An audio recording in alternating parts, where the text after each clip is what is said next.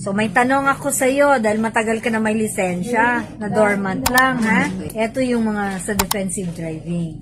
Ano ang dapat mong gawin kung sinadyang tinawid ng nakasalubong na sasakyan ang gitnang daanan o lane upang lumusot o mag-overtake sa isa pang sasakyan?